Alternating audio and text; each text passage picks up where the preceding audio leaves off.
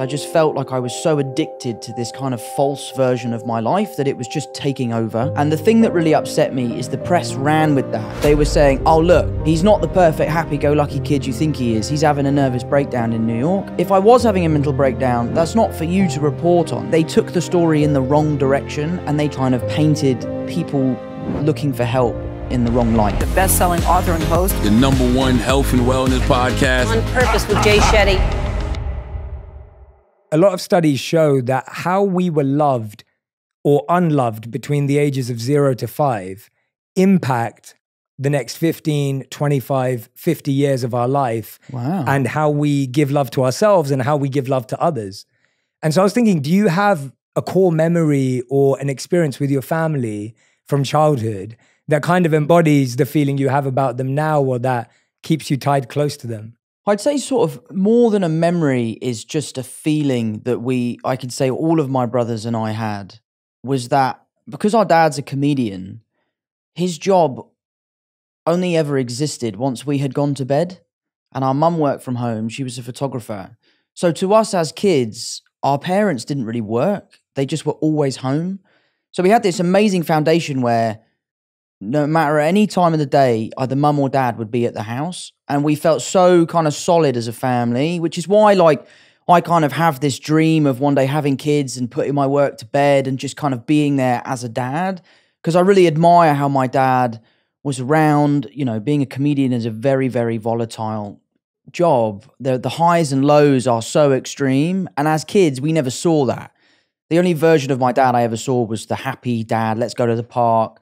We used to play this game called Golf Goals where we would go down to the park. There's like this big blue metal goal and we would just fire golf balls into that goal every day. And he would give us 10p every time a ball went in the goal. And that was kind of the foundation of our golf and all that sort of stuff. So for me, broader than a core memory was the idea of always feeling connected and safe within my family unit. And I think a large portion of that is that my mum and dad have always been such a solid team.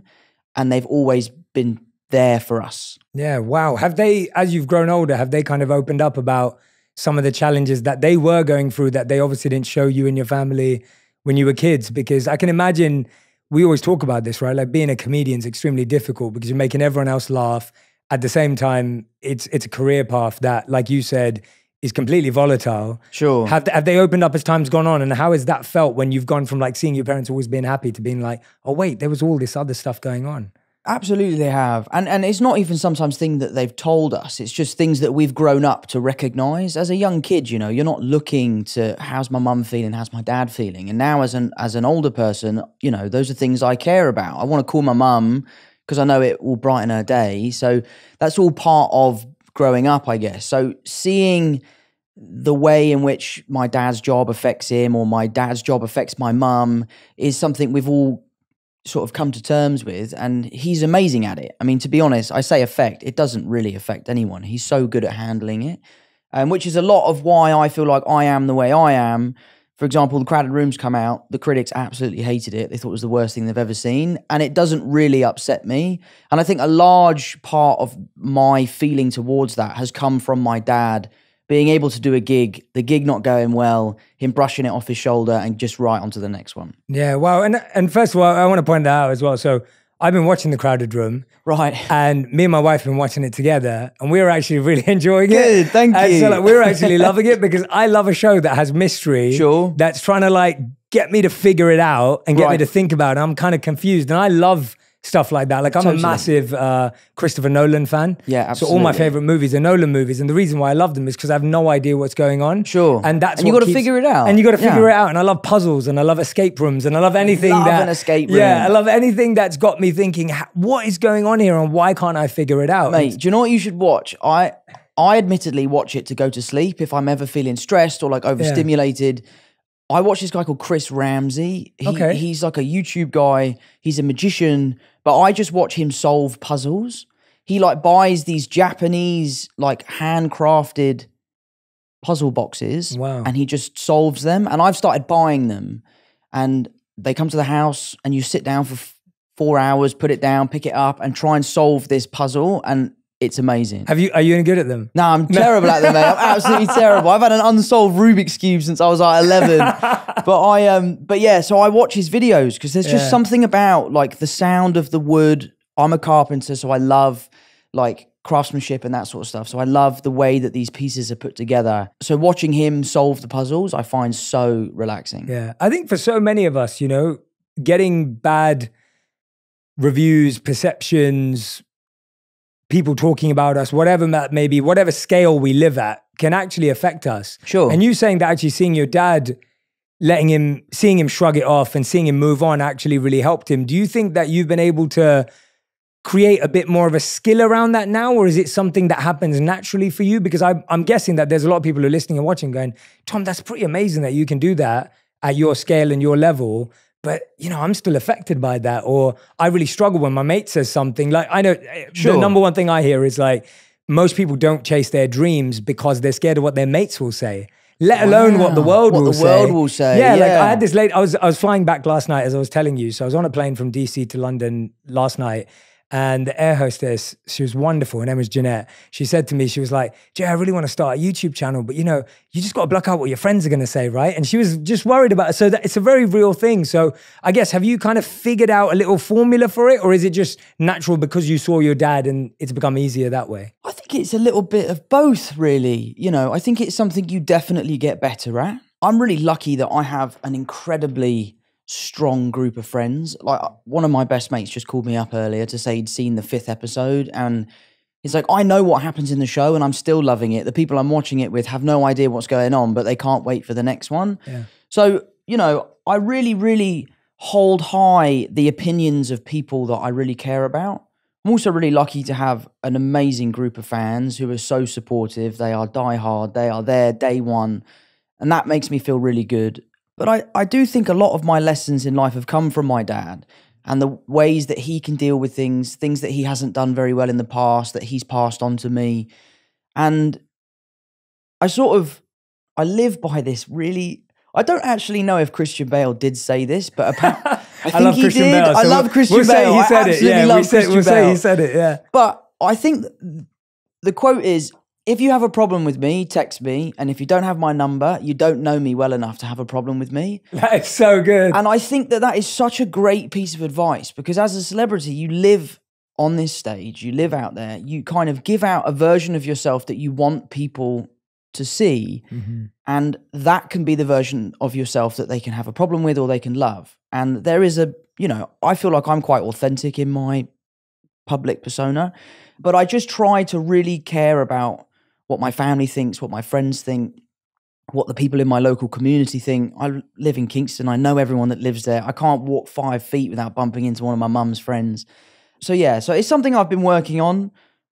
I try my best to not let that stuff affect me. It does. Yeah, of course. I'm not cold-hearted or anything like that. It does affect me, but I just try to move on and focus on the positives. Yeah, absolutely, absolutely. What was did you ever see your dad deal with everything and you thought, wow, that was incredible? Like, was there anything specific that you remember that, like, seeing him like tackle something and you thought, wow, that really impressed me, even if it was something really small in hindsight? I think the thing I admire most about my dad is his resilience.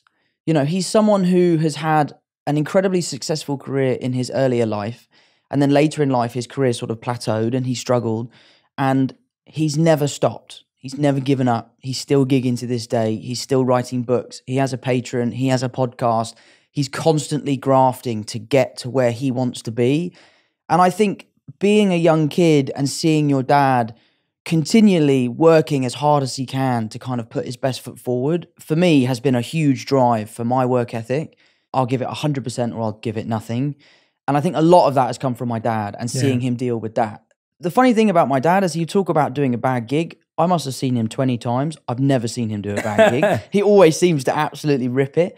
But maybe that's just because we're in the audience. But no, I owe a lot to my dad, and a lot of the teachings are things he's told me and things I've just witnessed him do. Yeah. And was there ever a piece of feedback or a rumor or something you saw that did affect you, where you actually thought, well, or at least made you stop and go, God, I'm trying to see the positives, but this one's tough. Like this actually made me have to pause and figure it out? Something that did really upset me I was in New York. I was shooting the crowded room, and I was having a really hard time with the job just because of how taxing it was, the emotional capacity that I was having to get to every day. And I decided to delete my Instagram because I just felt like I was so addicted to this kind of false version of my life that it was just taking over. I would be on set working, I'd come and sit in my chair and just scroll. And it was becoming a problem. I was just obsessed with it, and I was obsessed to find out what people were saying and what they thought about me.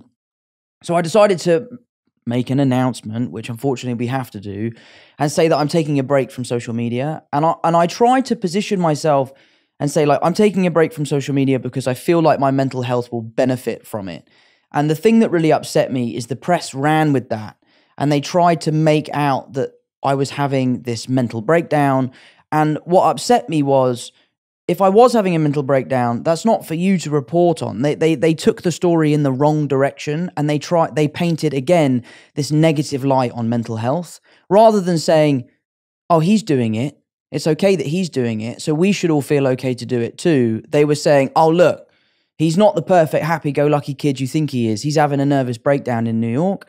And I think that was a really unfair line of journalism, let's say, because I just think it again kind of painted people looking for help in the wrong light, if you know what I mean. Yeah, absolutely. It almost sounds like you were actually preemptively going, I'm doing this so that I don't go in that direction. Totally. So, at least I'm not trying to put words in your mouth, but absolutely. It's almost like I'm proactively seeing that I could end up in a position where I might have a breakdown. I don't want to be in that position. And so I'm responsibly saying, guys, I'm taking a break in order to protect myself. 100%. Yeah, which makes a lot of sense and actually is quite admirable again. Totally. Yeah. And that's kind of what the message of the show is about. Like the message of our show is that asking for help should be something that we celebrate. Yeah. If you're struggling, if you need help, if you feel bad and you wake up and you go to a friend, a therapist, a teacher, an employee or a colleague and say, I'm really struggling, I need some help. That should be something that we give you a pat on the back. Like, I would love to help you.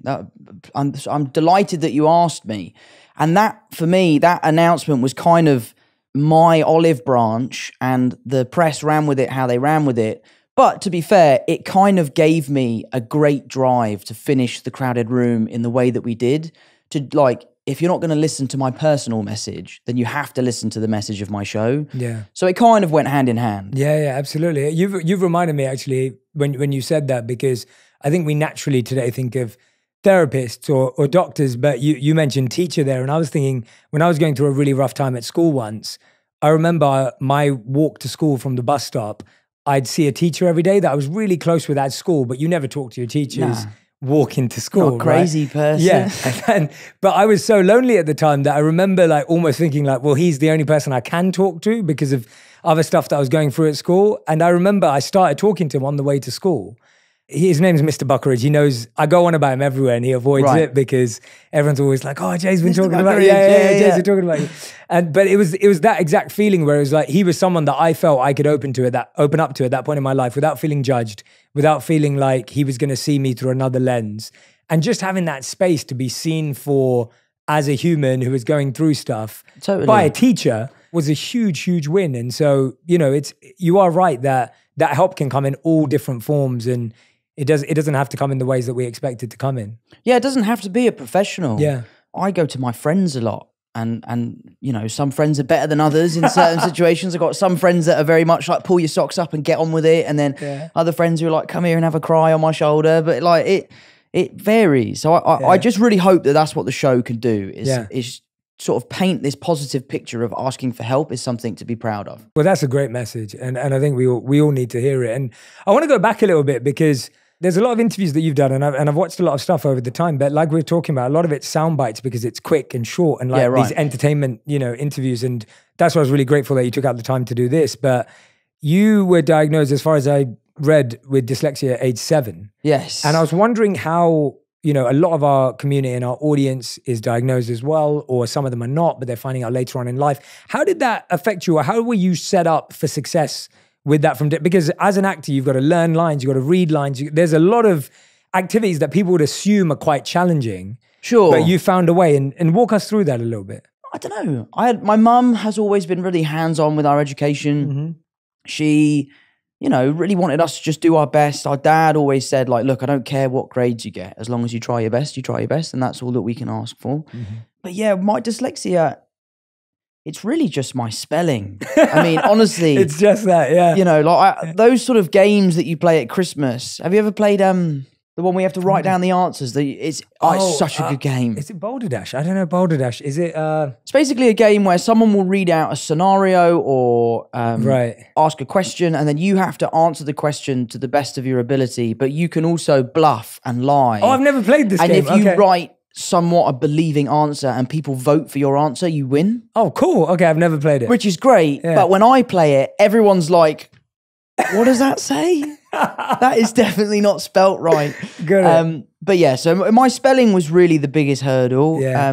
I worked really hard at school. I didn't do particularly well, but again, my parents said, as long as you try your best, then that's all we can ask for. Yeah. And acting you started early too, age 9, right? Like that was something that you started pursuing really early on in life. And I feel, was that something that you were always sure about? There's that famous viral TikTok that always goes around of you, I don't know how old you were, being asked, what superhero would you play when you're older? And you say, oh, maybe Spider-Man, right? And it's like, and I wonder like how much of your acting career do you feel like you've manifested, or there was a vision or a focus, or is it more just like, this was naturally what you were into and it grew? Where did that come from? I do believe in manifesting, actually. I really do. I think what's interesting about my career is this was never something I wanted. I just was a young kid. I loved dancing. My mum would take me to a dance class every Saturday, and I got spotted through that dance class to audition for a show on the West End. I ended up doing the show.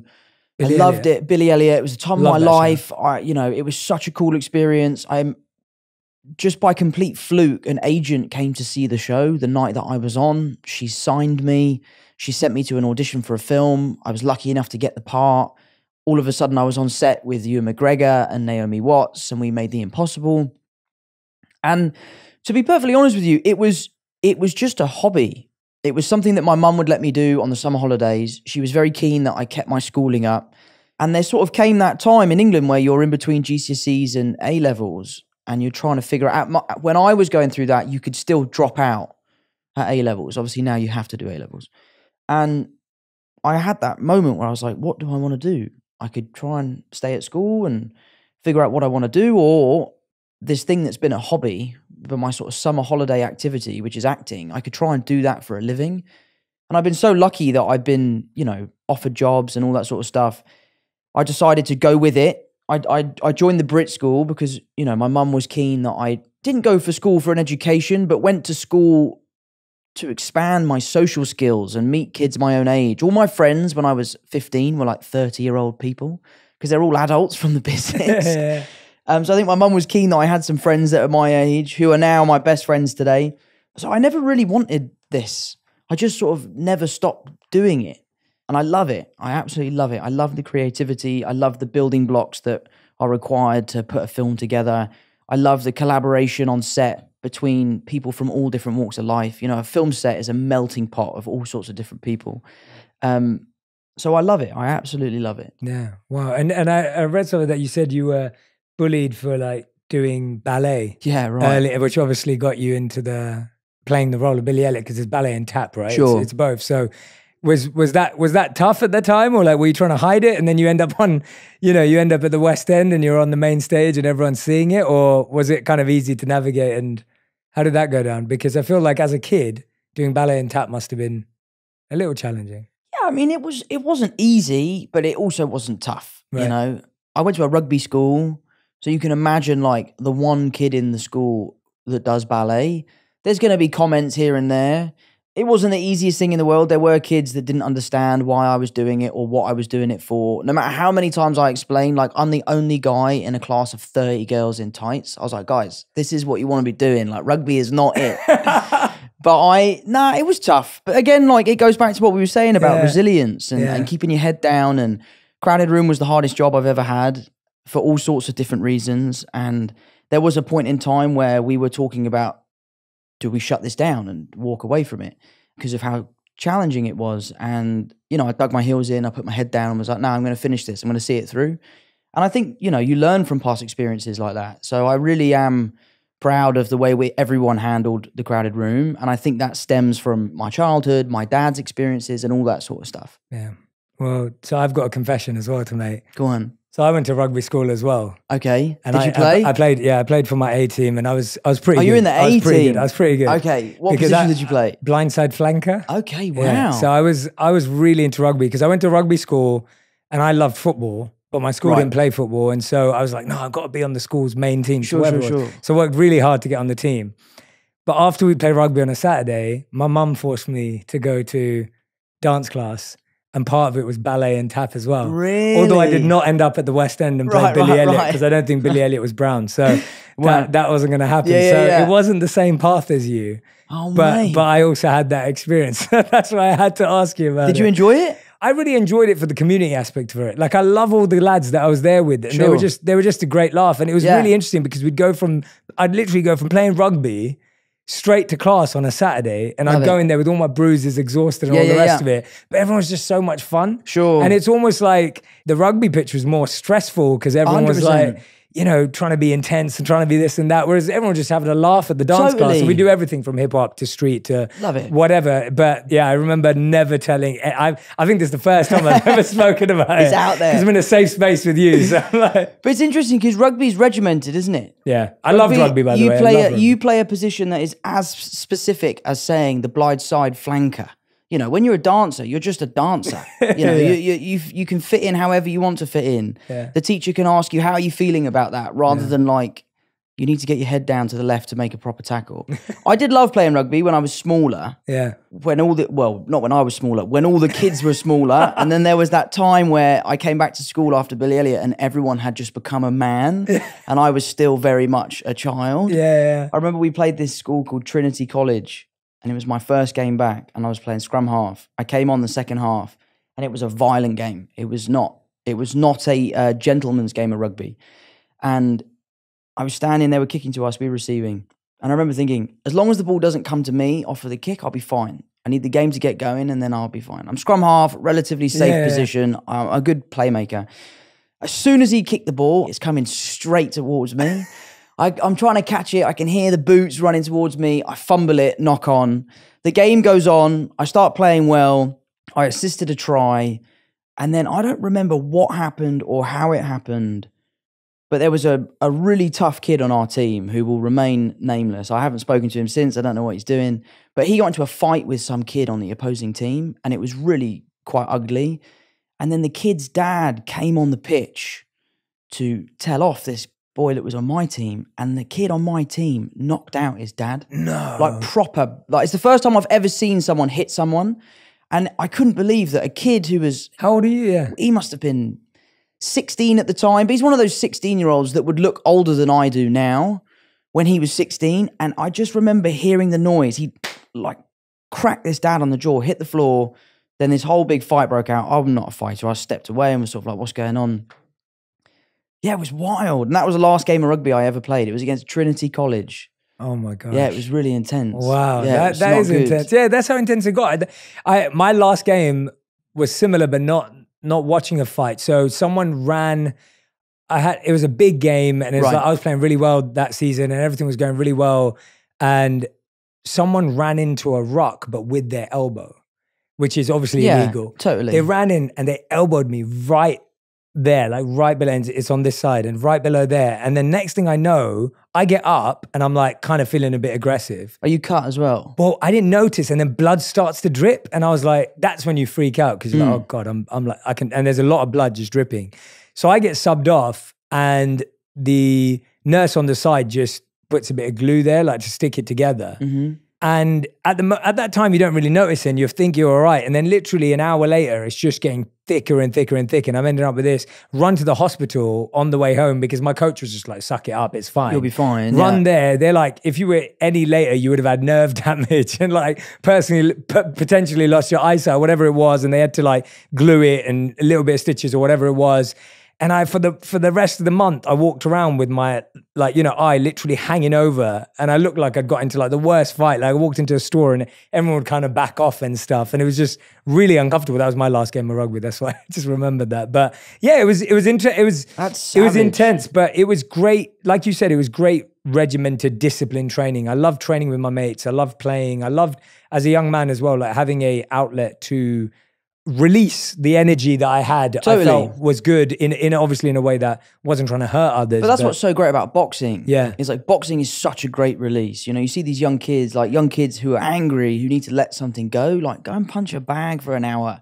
Like that will calm you down. Yeah. I love how boxing is such a great thing for young people to release that sort of energy. Are you boxing? Do you box? I love boxing. Yeah. It's been a few years since I've done any sort of training. I used to go to this great gym in New York called Church Street Boxing. Mm-hmm. Used to love it there. Had a great pro. You could sort of spar with him because you know that he wouldn't batter you because he could control himself. I went to one sparring session, just a general session, and I got absolutely battered. Yeah, it was tough, but I love it. I love the sport. I'm a little bit sad as to like how the sport is being run right now. Right.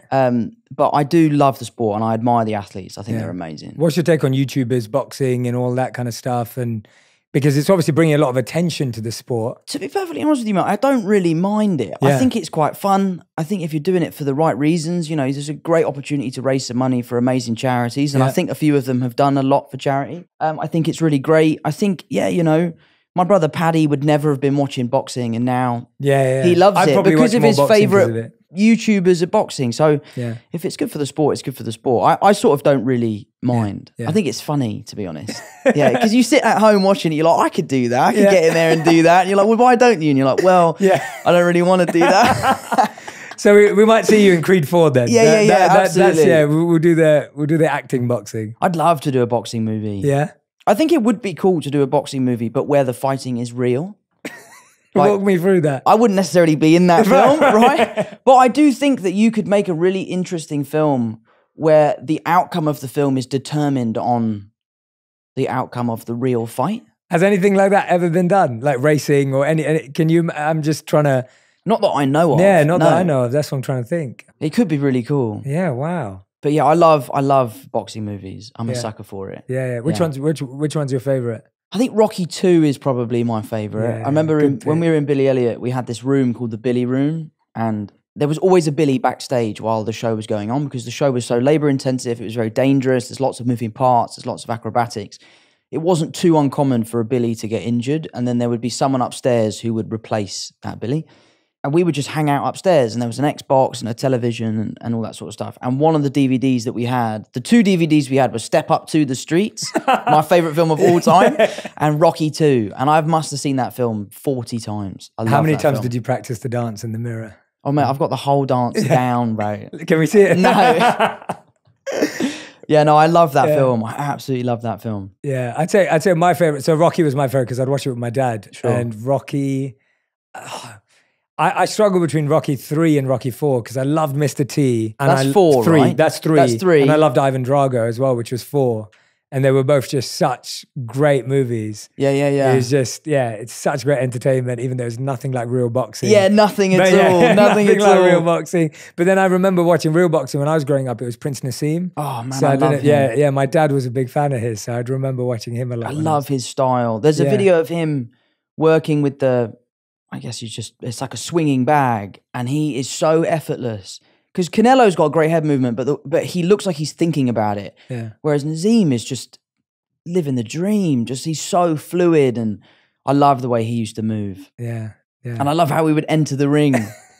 Me, I would over-rotate and slam on my face or something. Yeah, he was brilliant. Yeah, it was like Amazing. wrestling meets boxing. Like, Yeah. that He must have been a nightmare to fight. Yeah. It must have been like, he's beating me and he's embarrassing me. This is really tough. Terrible. What do you think of Lemachenko? Did you see his last fight? I haven't. No, I didn't see it. That's an interesting one. Go on, tell me. I didn't see it at all. Well, I think the general consensus is that he won.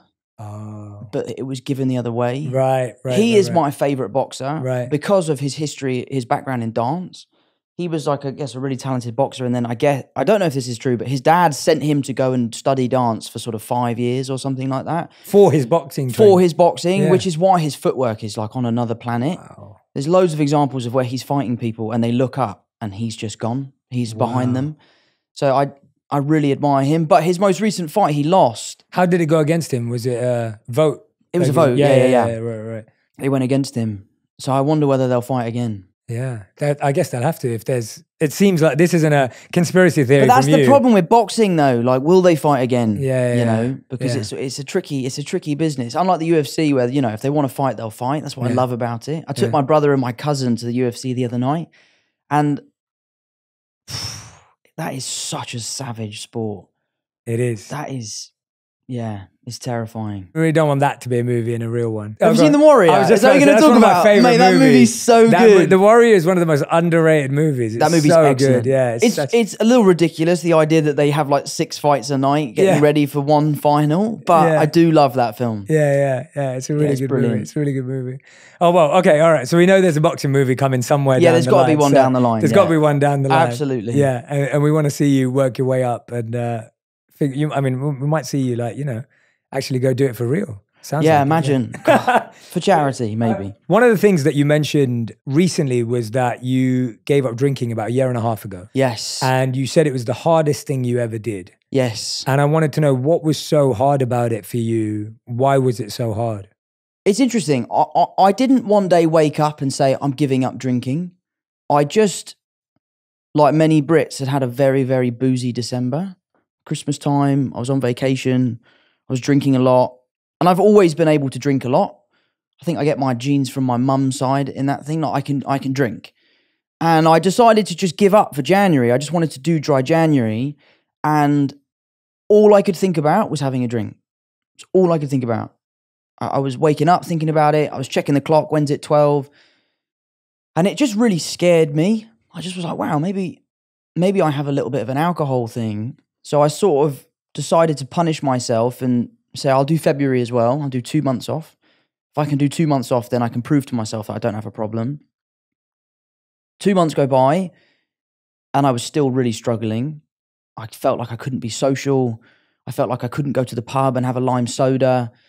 I couldn't go out for dinner. I was really, really struggling. And I started to really worry that maybe I had an alcohol problem. So I decided that I would wait until my birthday, which is June 1st. I said to myself, if I can do 6 months without alcohol, then I can prove to myself that I don't have a problem. And by the time I had got to June 1st, I was the happiest I've ever been in my life. I could sleep better. I could handle problems better. Things that would go wrong on set that would normally set me off, I could take in my stride. I had such better mental clarity. I felt healthier. I felt fitter. And I just sort of said to myself, like, why am I enslaved to this drink? Why am I so obsessed by the idea of having this drink? And I would look back and recognize that I would go to events for work and be like, I can't enjoy myself until I've had a few beers. And I just felt so much pressure. And this is one of the things why I've sort of distanced myself from the rugby community, because so much of it is about how much can you drink? Let's get you as drunk as possible. And it's honestly been the best thing I've ever done. I'm 1.5 years into it now. It doesn't even cross my mind. I've found amazing replacements that I think are fantastic. Ones that are also really healthy. I found this one beer that it's full of electrolytes and it's, the carbohydrates in it are long-lasting energy. So like having a beer is now actually like a really healthy thing. I'm really lucky that all my friends are super supportive about it. I've never run into that scenario where my friends are like, oh, go on, just have a beer. Like, you're fine. They've always sort of really supported me. And I don't want to be that person that's saying to people, you should get sober, you should get sober. If I could encourage someone to drink less, then that's great. But I don't want to start getting into the world of, you need to stop drinking, because it's not for me to say. I went on my own little journey. I'm really enjoying it. I'm delighted that my mum's has also given up. She's loving it. And it's been amazing. I can't believe the difference that I feel from not drinking. Yeah. I feel amazing. That's amazing, man. I love hearing that. And I love hearing that it's been great for you, right? I think that's the point. Not everything has to be like, look what I did, you can do it too. It's kind of like, no, this is just what's been great for me. Do you think it was partly that attitude, for you at least, in the beginning, where it's like, well, look, I can drink. I drink a lot. It comes from my mum genes and it doesn't affect me. And then all of a sudden you realize, well, wait a minute, it's more than that. Because I think there is that. Like, I was like that as a young man as well. Like, for me, it was easy to drink. I didn't drink daily, for me, I drank a lot more socially. Sure. And I love playing drinking games with my mates. And Yeah, that was absolutely. really what I enjoyed the most, probably. And for me, when I quit, I could just quickly see how it just got me into doing things I would never do if I wasn't drunk. So for me, it was more that. But yeah, I wonder for you, did you find that there's a really fine line between like, oh, I know I can drink a lot, and then all of a sudden you're kind of not addicted beyond that? No, addicted, mate. Yeah. Like, I'm happy to say, like, Yeah. I was definitely addicted to alcohol. Not shying away from that at all. I think anyone that wakes up and anyone that has a beer every day is probably got a little bit of a problem. But yeah, you're right. I would drink and drink and drink and drink, and then you would just reach that moment where you're like, wow, I shouldn't have had that last beer. And you wake up the next day and you have a terrible headache and you're suffering. I bought one of those rings that will tell you about your sleep. Yeah, Oura ring. Yeah, and it was amazing because I couldn't yeah. sleep. I was like, why can't I sleep? I'm working 14 hours a day. I'm doing 2 hours in the gym. I'm eating really healthily and I can't sleep. What's wrong with me? I bought this ring and it was booze. It was completely affecting my sleep. And since I've given it up, I can sleep anywhere, you know? It's also interesting as well, going on nights out and having a great time as the sober person, and then getting to that point in the night where people start, you know, spitting in your ear and everyone's like, I love you, man. I love you so much. And you're like, yeah, brilliant. I love you too. I'll see you tomorrow. I'm going to bed. Like, I love being that person now. Yeah. I love seeing my friends on the golf course at 8 a.m. in the morning, feeling fresh and ready to go. Yeah. And they're sort of crawling out their car. And so, yeah. So I'm over the moon to be sober. I love it. Yeah. For anyone who is listening right now and is going, Tom, I love that for you. I want to do it too. Like, they're listening going, I'm having too much every day. I can notice some of those things, but I'm just stuck. And it's hard because we know that addiction's that way. We know that this is heavy. It's not easy. But if someone is watching going, Tom, tell me, like, what did you do to even get started? How did you have that courage to say, I'm going to do January, I'm going to stick at it? Were there any moments where you actually fell back and then had to get back on the horse again? Like, just walk us through that a little bit more for anyone who is watching going, Tom, mate, I want to be in your position in like 6 months. I didn't fall back on it. I have done in the past. Like, I've had periods of my life where I'd given up drinking and then gone back to drinking. But this time, I don't know, it was just different. I really worked to sort of change my mindset. I really asked myself, like, why do you drink? Why are you drinking? And a lot of the time, my answer would be to feel more comfortable in the social environment. Yeah. And I just put myself in those environments and just would force myself to be there. I'd force myself to hang out and go to a club or go to a bar, go to a dinner. Yeah, and so you weren't avoiding those places. I was at the beginning because I didn't feel like I could go and not have a drink because of the stress of it. But then after a while, I sort of was like, mate, you've got to pull your socks up here and you can't just live in your house all the time. You've got to go out and enjoy yourself. And if you're only enjoying yourself because you're drinking, then you really do have a problem. But I just changed my mindset. I found really good replacements, things that I could sort of attribute to having a beer. I often found with me, most of it is just the ritual of cracking something open and sharing it with friends and drinking it. Whether it's sparkling water or a beer, I don't associate, like, I don't see a difference. Yeah. But I think it's different for everyone. Yeah. I had a great support system. Jack is one of my best mates and we travel all over the world. He doesn't drink, and doing it with him was a really helpful experience for me. My brother is always on the road with me. He was very supportive.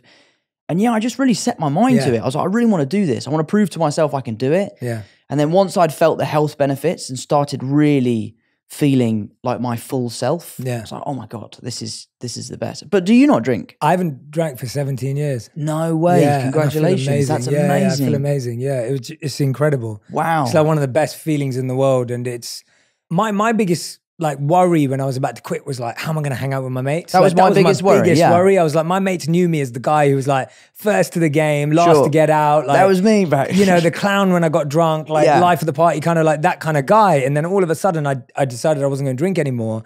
I was like, crap, am I going to fit in? And then I remember I went into the corporate world for a bit and I didn't drink. And I was like, God, am I going to miss out on like opportunities and networking? Like, you know, all the guys afterwards are like going to get drinks. And I'm like, I'll come, but I'll have a water or I'll have a soda, whatever it is. Sure. And what was really interesting for me is not relying on drinking made me rely on qualities and skills I had that were actually better. Yeah. So now that I couldn't drink as an excuse to hang with the lads, I was bringing out parts of my personality that I probably would have just hidden away or ignored. Yeah, suppressed. And all of a sudden, you were actually getting respected and liked for who you were, rather than the person who you were when you were drunk. Sure. And actually, that worked in the workplace. And there was no one at the workplace going, "Oh, Jay doesn't drink, so he's not getting promoted." Right. It wasn't like that. People were like, "Oh yeah, I really like hanging out with Jay," or he's a really good guy," or whatever it may be. And I was still getting the same opportunities, and I was still getting promoted at work and whatever it was. And I think that's what I'd like to remind people, that don't feel like your career or your work is going to suffer. Even for you, like I'm sure as a, with your career path, you have to be at parties, you have to be at events. Of course. And the fact that you're able to do that now without having alcohol, and it doesn't sound like it's negatively impacting your career. If anything, it's the opposite. Mate, I honestly cannot believe like the amount of times I've sat down with an actor that I've really admired, or sat down with a producer or a director and been like, "Oh, well, I don't drink anymore." And they go, "Oh, I don't drink, 10 years. And you're like, "Oh my God." And I've had so many insightful conversations with people like yourself where you've heard their story, their reason for giving up.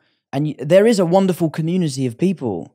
And I love it. I love being a part of that community. I'm really proud to be a part of it. I hope that, I can meet other people and chat to them about it, because it's really nice. It's lovely to be like, let's go get a lime soda together, Yeah, let's get a juice. Let's get a smoothie. Yeah, no, it is true. It's true. And it's really interesting because I can't remember. I'm trying to remember.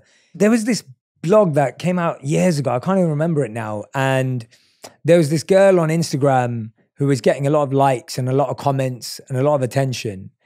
And one day she just disappeared. Like, she stopped posting. And everyone's just like, all the comments were like, "Where are you? What happened? Are you okay? Like, what happened to you?" Everyone was frantic trying to figure out what happened to her, because they loved her, they were following her and all the rest of it. And what they didn't know is that it was built by a team that was trying to show that what people didn't notice is that in every picture she posted, she was drinking. And it was it was almost like original AI that was made up to prove the point that you can love someone and you can think you're really close to them, and you can think their lifestyle looks amazing, but actually they've got a drink in every picture they post, and you didn't realize they had an alcohol problem. So there was no real person who died. But the point was that your friends could be struggling even when they're posting these beautiful lifestyle pictures. But are you aware? Wow. And are you conscious of how much it affects you? And I can't remember who built that page. Well, I think that's one of the problems with alcohol, is that if you came out with alcohol right now, if alcohol wasn't a thing, and you I've invented this drink that is going to make you either really happy or really aggressive or really stupid, and we're going to just sell it to the masses, people would be like, "Nah, mate, keep your funky juice. Like, we don't want that. That sounds terrible." And it's one of those things, because it is so socially acceptable, the addiction side of it, the bad sides of it, really do fly under the radar. Yeah. And that's really interesting. I'll tell you something I do love about being a non-drinker. I love being the designated driver. Yeah. I love being that person that makes sure that everyone gets home. I don't know. I like being a dependable person. I think I'm quite dependable. And I really like that thing. And I saw this crazy YouTube video once. This was years ago, of a guy that went to a bar, he got drunk, and he drove home and he crashed his car. And I don't know if this is real, it could have been fake, but it's really impactful. Basically, what his friend had done was set up the room as if he had been in a coma for like 10 years. And his friend wakes up hours after the crash, and his friend is there, and he had all like old makeup on to make him look older. And now I'm thinking about it, there's no way this could have been real, because how would they have been able to pull that off? But he basically is saying to him, like, "You've been asleep for 10 years. Everyone's missed you. Like, we can't believe you're awake. This is amazing." And it shows like how a stupid decision like driving drunk can affect the future of your life. Yeah. So I do love being the designated driver. That is something I enjoy. Seeing my friends have a good time and being like, "Don't worry, Tom will take you home." Yeah. I used to love being the designated driver until I realized that an ex-girlfriend just had me do that, because I was the one who didn't drink. So that wasn't a fun designated driver job. But I've always been that guy since... Because I lived as a monk for 3 years. Yeah, amazing. And when I came back after that, obviously I never went back to drinking alcohol and everything. But I went back into the workplace, and I remember everyone would always open up to me and give me advice. But it's what you're saying. When someone was drunk, they'd tell me their whole life story. Yeah. Next day, they'd wake up and go, "Jay, you'd actually remember what I said." I'm like, "I remember everything." They're like, "Please don't tell anyone." Yeah. And I loved that part where I was able to be there for people. Totally. Just hear their stories. 100%. And someone that had context the next day, because if they told someone else who was drunk, you'd both not remember, and then it'd be gone. No, I think the benefits that you've just pointed out of good sleep, good health, great mental clarity, they're huge. But there's a couple of things I want to point out for everyone who's listening, just as takeaways, because Tom makes it so seamless when you're talking about it. It's really beautiful as well. But one of the things you mentioned was finding alternatives. And during my monk life, we always talked about how there was something that we called the higher taste. And it was saying you can never give up a lower taste unless you had a higher taste. Sure. And so there has to be a switch. There has to be a replacement. Has to be a replacement, 100%. And so the fact that you found alternatives, I think that's half the battle. Sure. Because most of us are trying to take something out of our lives and then you're just trying to fill it. Yeah. And then you have to go back to what you had before because you're not finding a replacement. So that was beautiful. And the second thing you said, which I loved, which was having this conversation and dialogue with other people, someone who's 1 year ahead of you, someone who's 10 years ahead, someone who's 20 years ahead, who's gone through that process, and they're open and honest and vulnerable about, well, you know what, I did have a weak moment, or you know what, this was really tough for me. And I think having those communities where you can talk about these things makes a massive difference. So if anyone's struggling, I hope that those two things can kind of, you know, give you the support you need. And again, it goes back to the message of the show, is that like you should ask for help. Yeah. And you should feel empowered to do so. Yeah. But tell me about your monk life. Like that must have been amazing. It was special. I've always been so tempted to go away and do one of those retreats where, you know, you go to somewhere like India and you go to those places where you don't speak for a month or something like that. Like that must have just been the most enlightening experience. Mate, now that you've said that, when you want to go, I'm going to take you. Please, yeah, because you let I me know would when. absolutely love to go. I met a guy, I was on holiday earlier this year and he had just got back from a retreat. He did 2 weeks where he didn't make a sound and was just explaining to me how eye-opening it was. Yeah, yeah. No, I mean, to me, it was one of the best experiences of my life because even the stuff that I did then, I was 22 years old when I did it.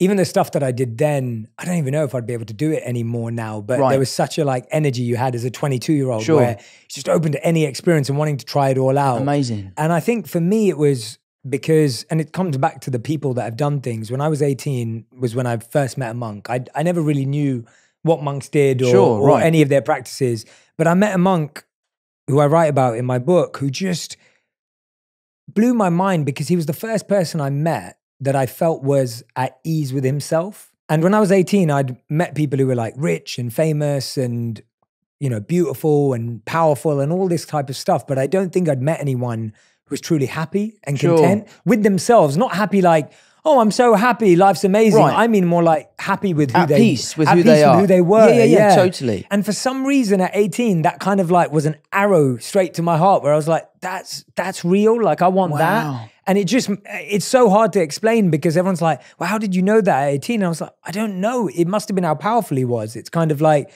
you wake up when the sun's out and the light's out and you just wake up because you feel that energy. And I felt it through him. And then I went to university and I'd talk to him and I'd meet him in the summers and Christmases.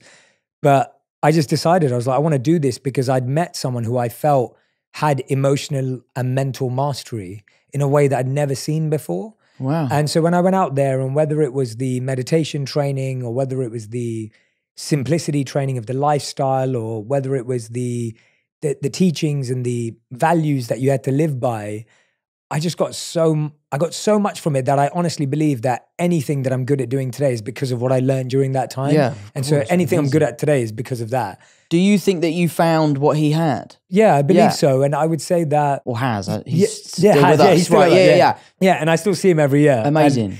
And he still has it. It's like swag. Like it doesn't go away. Yeah. He still has it. And yeah, definitely. I got a glimpse into it. Obviously, he's been doing it for, nearly 30 years. And I only did it for 3. But you still get to a glimpse of it and you get an experience of it. So you know that it exists. Right. I think that's half the battle too. Like even with your sobriety, it's like, you just need to know it exists. Totally. And then you're like, wow, there's this other side. 100%. And even though it's a challenge and even though I'm still trying to be more mindful every day and I'm still working on myself because it's... Of course. It's an I know it. Yeah, it's endless. Ongoing thing. Yeah, I know. And I take a lot of friends and people I know on retreats there because just a couple of years ago, I took someone that I love to one of the caves in Rishikesh. So one of the things I love about caves is that they're equally dark and silent. Yeah. So it's almost like the first time, like we could be silent in this room and it would be silent, but the silence of a cave is just different. Different level, yeah. And so when you go in there, you can't see anything either. So you can't even see yourself. So you're so deep into the cave that there's no light from the mouth of the cave There's no light from the mouth of the cave. Oh, I don't know about that, mate. That would really stress me out.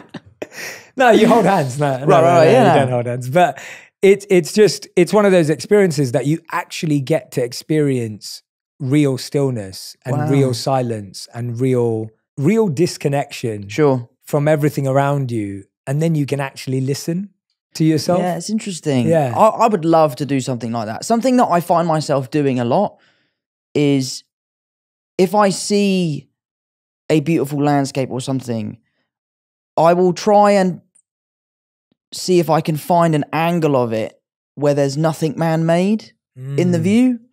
Because you know what it's like? Like you see a beautiful hill or something and there's a telephone pole in the middle of it or a lamppost or something. So doing something like that where there is nothing but just Mother Nature and the silence and being with yourself. I'm obsessed with nature. It's like one of my biggest passions. I'm absolutely like, this new Our Planet show has just come out. One sitting, I've done the whole thing. So I would love to do something like that. So next time you go in, let me know. I'll come with you. Yeah, we'll figure it out. No, where's a place? I love nature too. I just took me and my wife just went to Bali. Oh, I love Bali. Yeah, and it was unbelievable. We went whitewater rafting and it almost felt like Jurassic Park. I was just waiting for a dinosaur head to pop out. And it was just beautiful. It was so lush. It was so natural. There were these Bali. waterfalls everywhere. And another place that I've loved nature-wise, India, of course, we mentioned, but Iceland. I'd love to go to Iceland. I got to go to Iceland a few years ago, and my friend was filming a documentary out there. And so I got to experience it with the documentary travelers, and we went to a real glacier, and we went to... Amazing. You know, and it was incredible to just... It was the first time I felt like I'd landed on another planet. Yeah. It was just, I was like, this looks like nothing I've ever seen before in my life. Like I'm on another, like I could have gone into outer space and landed on another There's planet. a reason why every single space film, Iceland is the first on the list for locations. Oh, is that? I didn't know that. Yeah. I'm thinking Interstellar probably shot in I Iceland. went to the glacier they saw. Right, so I'm sure all of those films, you know, Yeah. because you could do Mars, you could do Venus, all in, you know, in Iceland. I would love to go. I don't know. We were thinking about doing some climbing, and I'm not sure about how I feel about glaciers and walking across them and just falling and never being found. Yeah, we walked across them, and obviously there were teams there. Sure. And then they had an expert, and they went down into the glacier, like they went into one, like, and it was really scary because while we were walking on the glacier, we've got I forgot what those little boots are called, the ones with the kind of like the little prongs. Yeah. But I forgot what they're called. But anyway, we had those on and Crampons. Crampons. Okay, Yeah, crampons. Thank there you we for go. that, Jack.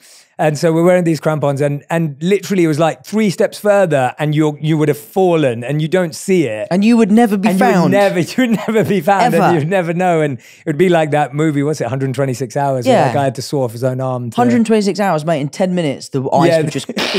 Yeah, no, that's a bit too far for me. If you went with a group of experts and all the rest of it, I think Yeah, but you've seen the documentary. Sometimes the experts go out and it's a one-way story. They don't ever come back, you know? Yeah. No, you got to be careful. I agree. I'll show you some videos later though, because it was pretty. I would love to. Yeah, please. It was pretty spectacular. It was really amazing. No, I love that with your journey with sobriety. And again, the other thing we were talking about this earlier, going back to it, was you decided to take a break from acting. Yeah. Because you were doing this role, it was really tough and challenging. And you're like, you need some time. And again, you were saying that was misconstrued. And before we dive into why you needed to take a break and what was challenging about it, I just wanted to if you wanted to give context to that, and you don't have to, but if you wanted to clarify what you meant and what was going on there. It's only a break from acting because I'm an actor. Yeah. It's not like the acting itself. I just have been so lucky that in my life, I've been working so much. I just wanted to take a break. I just wanted to be in one place for a while. I wanted to be with my friends, be with my family, move into my house. So it wasn't necessarily, oh my God, I need to have a break from acting because it's too much. Yeah. I just needed to have a break from traveling and working. And also, I've done so much of my growing up on the road.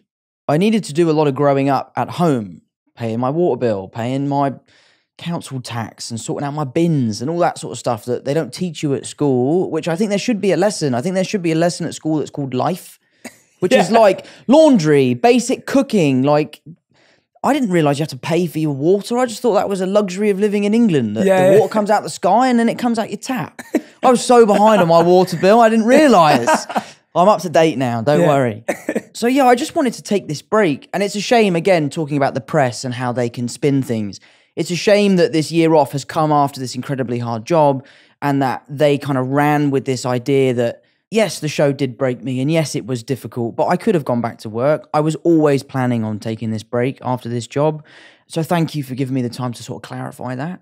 I am loving having time off, and going back to work is something that isn't really on my radar yet. I'm just loving being with my family and my friends and enjoying, the fruits of my labor a little bit and traveling and seeing the world. Because, we get to see the world for work, but it's different. Yeah. Going off of your own accord and seeing these places and meeting people is what I love. I'm very social, which is one of the things I found so difficult about giving up alcohol, is because I was like, that's my key to my social life. And then I realized, I was like, no, you're just actually naturally a really social person. The alcohol is just an additive to that. Yeah. So get rid of it. So yeah, so my year off has been amazing. I'm loving it. I'm 7 months into it now. I have a job to go to, but obviously we're going through this writer's strike right now. Yeah. We're unsure as to where we are. I'm hoping that, the writers can make a deal and will be looked after as they should be, because it'd be great to get back to work, but I'm in no rush. I'm really loving some time at home. Yeah, because how old are you now? 27. Yeah, and so if you've been working since you were 9, or at least later on into your teens, I think I think people forget that. And I coach personally a lot of musicians who go on tour a lot. Sure. And I just finished a 40-city world tour for my second book. And we did like 40 cities, maybe in like 75, 80 days, maybe. Like it was intense. And we went all over the world. So we did like 15. I've never done anything like that. Yeah, it was intense. Did 15 cities in the US and then 25 cities around the world. Wow. And so we did everywhere from Paris, Amsterdam, Berlin, Melbourne. We did 3 shows at the Sydney Opera House, Brisbane, did Singapore, did 5 shows in India, did Dubai. Wow. Like it was amazing. I had one of the best experiences of my life. At the same time, I was reflecting on my music clients who have to do 100, 150 shows. Mm-hmm. A lot of them pull out of doing their tours. A lot of them announce, kind of like you're saying, I took a break. Sure. A lot of them will announce and say, you know what, guys, I can't finish. I can't do it anymore. And it's really interesting because I messaged some of them straight away saying, I always could understand why you needed that. Sure. Now I actually have actual empathy for you. 100%. Because now I'm on the road and I can see how displacing it is. Sure. And I'm older and I have a certain set of skills that help me with that based on my monk life and all the rest of it. But I can imagine if you've been touring since you were 15 years old, which is what a lot of these artists have done. Yeah. You've, like you just said, you grow up on the road. Sure. And then all of a sudden you're like, well, who am I? And who are my friends? And what is my life? And now everyone that I pay is my friend. And that's the only friends I have. And and so it's really interesting how when you get a little glimpse into someone's life. And then on the last show I had was in Barcelona. Barcelona. Yeah, it was amazing. And the night before my last show, Live Nation, who was doing my show there, they also do Coldplay's tour, and they were like, do you want to come to watch Coldplay? I was like, I'd love to watch Coldplay. So I went the night before to watch Coldplay. It was unbelievable. They did 4 sold out shows of 65,000 people each night in Barcelona. And I went to watch the 4th night, and Chris Martin and the crew were just unbelievable. Yeah. And then I found out it was their 89th show, and I was thinking, gosh, like it is so hard. Like it's just so hard, and all their families are with them and traveling with them and all the rest of it. And so I want to touch on that with you as well, that walk us through, because I've talked about this with actors offline, and I don't think I've fully done it online. And so if you're willing to go there, I'd really appreciate it. Sure. When you're playing a role, I think as a viewer, we massively underestimate how hard acting is, especially when the role is the kind of role that you're playing in the crowded room. Yeah. Like, I think we just underestimate as a viewer, and I'm fortunate enough to know enough actors offline where I've had these conversations before, whether it's people who do method acting or whether it's people who, really try and get into character. Like you always hear about the stories of like how Jared Leto, when he was becoming the Joker, was sending people rats and human feces in their mail. Like literally live. I'll tell you what, if you sent me human feces in my mail, there'd be trouble. I wouldn't be putting up with that. Yeah, you and Jared Leto in a boxing match. Yeah, there'd be a boxing movie then. Yeah. But that idea of like, I think as viewers, we don't, it's what I'm saying is like, when I went on tour, I was like, I get it. I get it now. As viewers, we don't get it because we don't really hear about the deep process that actors go through of getting into a role, playing someone with multiple personalities. Like, that I don't know. Is that tough, or is it actually, or is that not, am I getting it wrong? And that's not actually the tough part. You're definitely not getting it wrong. I think it's just different. It's case by case, There are people like Jared who dive into their roles and they do things like sending people dead rats and stuff like that. And they think that that's what they need to do. I've always been really good at separating my on-set emotions from my personal life emotions. As a young kid, I used to really heavily rely on my personal emotions to get them to come across on screen. And I just found it really unhealthy. I just found that like the line between my life and my character's life would be blurred. And ultimately, at the end of the experience of making the film, I would be a very different person, but not because of my experiences as Tom. It would be because of my experiences as my character. So I decided very early on to find certain techniques and certain ways to get into those emotions from a sort of technical point of view. I never sit on set and think about my mum getting sick or never speaking to my brothers again or something like that. I never blur the lines with my personal life and my work life. I always leave work at work. There are jobs like The Crowded Room that are particularly taxing. Getting to those emotions on a daily basis is really difficult and really tiring. But you know, it's probably somewhat like Coldplay on their 89th show. You just dig your heels in, you realize you've got a job to do. We're all wonderfully well paid. There are people that work far harder for far less. I recognize how lucky I am. So I'm like, if I need to cry today and tomorrow and the next 50 days in a row, I'll do so. Yes, it's difficult, but I think your question, I'm probably the worst person to ask that because I think I have like a really healthy outlook on how I achieve my emotions on set. Yeah. But I have worked with people that shut their bedroom door and just dive into the character and are pouring through the script every night and are in character all the time. And I admire them. I don't necessarily think it's the healthiest way to go about it. But yeah, I've always been really strict on myself to leave my work at work. Obviously, I come home and read the script and do all of my prep work, but I'm leaving the character at work because it's too much, especially when you're playing a character like Danny from The Crowded Room. Like, you can't bring that into your personal life. It's tough. Yeah. I mean, but I'm actually glad I asked it to you either way, because what I'm actually hearing is you did it early on and you saw it wasn't healthy. Sure. And so you actually found another way. Yeah. And it's really interesting because a lot of people may not have found another way, or that is their way and that is their method. Mm-hmm. And so it actually is interesting hearing it from your perspective, because you're actually saying, yeah, I could have gone down that road. Sure. But I could see the dangers with it. Right. And obviously it depends on the roles too. Sorry, you were going to say No, something. it's my acting coach. Ben Perkins was my acting coach on my first film. And that film's really, really emotionally intense. And we started off by doing things like, can you imagine, your mum passing, or can you imagine things like that? And I would cry instantly. Yeah. And he was the one that actually recognized at a point, this is too much for this young kid to kind of take. So he devised these exercises where him and I could kind of have these fake arguments where I was, as a 12-year-old, maybe I was older than that, 13-year-old, could recognize that they were exercises, and I would allow the emotion to kind of come from these kind of acting techniques, let's call it. So it was actually Ben that was the one that switched my mindset. I can't take credit for that. Yeah. So you live in LA? Yeah. So I moved to LA 5 years ago. Yeah. And I moved to the States 7 years ago. So I was in New York for the first two. Whereabouts in New York were you? I was on 23rd Street near Flatiron.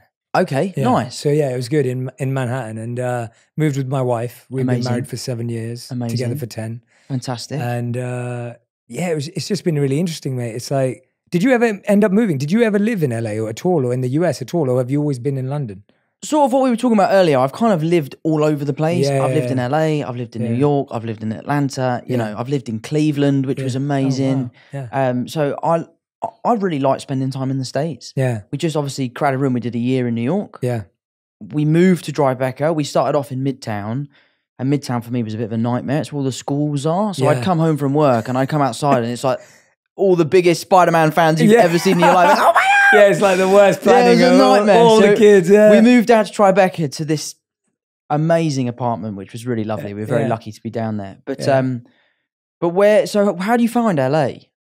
So you know what, it's really interesting because when I moved to New York first. Yeah. And I loved it. I found New York to be just a bigger, crazier London. Sure. A bit more intense. Yeah. And I love London. I'm a London boy through and through. I went to university here. My family's still here. My wife's family's here. Everyone's amazing. Here. And so, but I enjoyed New York. My wife didn't love New York. And also at the same time, I started spending more time in LA for work. And my wife and I just like fell more in love with each other when we were there. And Oh, so nice. that's what it was that drew us there. It wasn't really, everyone's always like, oh, was it career? And I was like, Sure. to be honest, we went there for a month for work and we rented an apartment because we were going to be there for a month. Mm-hmm. And we're living together there and we just loved living with each other there. Home is where the heart is. Yeah, exactly. bro. And so we Yeah. were like, all right, we love it here. Why don't we pack our bags and move across? And so we went back to Amazing. New York. 2 months later, we moved over to LA. So it wasn't even, and now Wow. we've been there for 5 years. And the truth is that I was really intentional when I moved somewhere. So while I'm building my purpose and my work and my career, which I absolutely love what I get to do every day. And I could never have dreamed of doing what I do today. I'm super grateful. But at the same time, I was really intentional about building community and family. And it was like an actual thought process. Sure. Where I was like, as well as you're always building the people you know at work, you're always building relationships, you're hiring employees and team members and everything. At the same time, I've got to think about actually making friendships because in London, I got all my mates. So I got my best man at my wedding. I've been mates with Raj for 17 years. I've got people around me, but in LA, I don't have that. I don't have any family, any friends. I don't know anyone. And so I've really made an effort. And now, after 5 years, I can honestly say, obviously not in a wonderful way, but the pandemic did help deepen some of those friendships because I was stuck with those people. Sure. So I only could go deeper.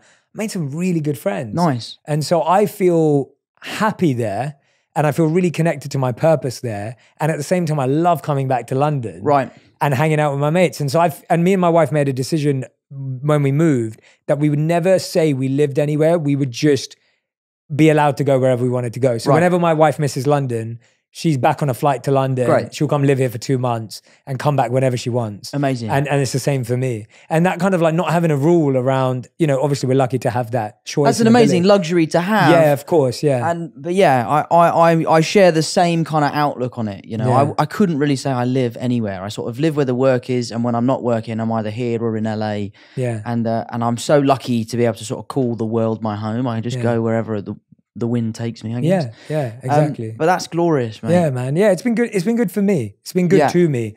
And I think because of the work I do, it very clearly lets people know whether I'd connect to them or not. I feel like my work is so obviously one way that it's very easy because not everyone wants this in their life. So it's kind of easy for people to be like, I'm not going to make any effort with Jay or I'm going to make lots of effort with Jay. And so it kind of makes it very easy because my work is me. Do you find because of what you do and your skill set and your experiences and your life as a monk that people unload on you a lot? Yes. like you might meet a new person and they're sort of saying, well, I'm feeling this way and I would love to try and get to a place of enlightenment. Like that must happen to you a lot. Yes, yeah, a lot. It can happen at the train station, it can happen on a plane, it can happen anywhere in the world, yeah. And do you welcome those conversations? Do you like having those sorts of conversations? So I think it depends where we are. Sure. And it depends who it is. And I always say to people as a disclaimer that I don't want to give you the belief that I can solve your life in 30 seconds. Yeah, right. Or that I could ever solve your life for you. Totally. Just to be really clear. And I always say that to people because people are like, Jay, tell me what I need to do. And I'll be like, look, I just wanted to be fully aware that I'm happy to share some insights with you, but I don't have the power or gift or magical ability to transform your life. And nothing I can say in 30 seconds, I don't even want to take that responsibility on because we should really think about this. Like you should reflect on your life. Like, especially when people are making big decisions where it's like, Jay, should I break up? Should I move country? Should I do this? And I'm like, we're not solving this in 30 seconds. Please don't. This is a bigger conversation. Yeah. And I like people, that takes the pressure off me, but it also takes the pressure off them. Yeah. Because it's not even about me. This is about the fact that that person needs to make a really important decision and they're putting all the pressure of their life on that moment. And actually I'm saying, well, let's just take it off. And here's a few things I want you to reflect and think about. Sure. And I know that will help you and you'll figure it out. And so, I welcome them because I appreciate that I don't feel that I'm the one holding space. And I don't believe that I'm the one who has the power to hold space. I believe that the universe holds space. I believe that energetically that space is held for others. And I don't feel I'm this powerful human being who's the one that everything rests on and has the answer to everything. And I think that's what allows me to be liberated from it. Yeah, where nice. I'm not like, I also don't put the pressure on myself going, God, I better say the most perfect thing to this. I better change this person's life. Yeah, and I can't, and I don't. And I think once upon a time, I probably did feel that way. Like when you're immature and you're an amateur in your work, you almost feel like you have to have all the answers. Sure. And now I'm like, you know what, I don't, and it's fine. And actually people really appreciate it when you just chat to them and, you know, and so, and again, you know, I'm always happy to listen to someone when I can. Obviously, there's sometimes when I'm like rushing late for a plane or I'm trying to get into a car or whatever, and I can't do it. Sure, but I always stop and say hello, give someone a hug, and all the rest of it. So I don't know if that answers your question, but no, absolutely it does. Yeah. I guess what you're saying about making decisions, something that I am constantly battling with myself is the inner battle between my gut and my brain. I know that sounds really weird. No, but like, it's real. I go with my gut a lot. I'm I think a lot of the decisions I make in life are very sort of instinctual.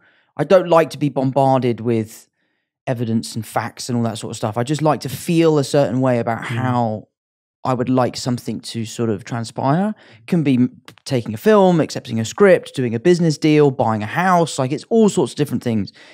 Through your monk life, did you feel like you would rely on your kind of inner instincts rather than like getting the evidence of this is going to make you this much money, or if you do that, these are the risks?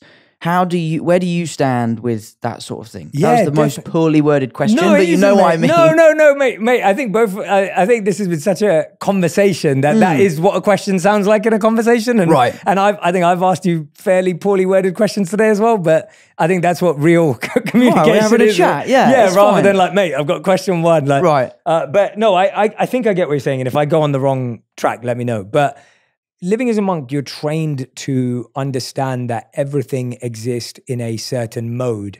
And so I'll explain what that means. And so in the monk philosophy, there are 3 modes. And the modes are the mode of ignorance, the mode of passion, and the mode of goodness. And it's said that every decision, every thought, every action, every intention, every relationship can be in the mode of ignorance, mode of passion, or mode of goodness. And the mode of ignorance is where your relationships or any act is based on insecurity or fear. So when you're doing something out of fear, or you're doing it out of insecurity, or you're doing it out of pressure, that's considered the mode of ignorance. And energetically, we all feel that, right? Know whether I would know whether you were being forced to do this interview today, out of some sort of fear or some sort of whatever it may be. The mode of passion is where you're doing something because you want a certain result. You're doing it just for the reward. You're doing it just because it's going to get you what you want. It's going to get you to the goal. Okay. And so that's considered the mode of passion. And again, energetically, you can tell that when someone has an agenda or someone wants something out of you. I've come here to get my point across on something. Totally. And then finally, the mode of goodness is the energy of like, I feel really at peace. I feel really at ease. This feels aligned with my values. And therefore, it feels like the right decision.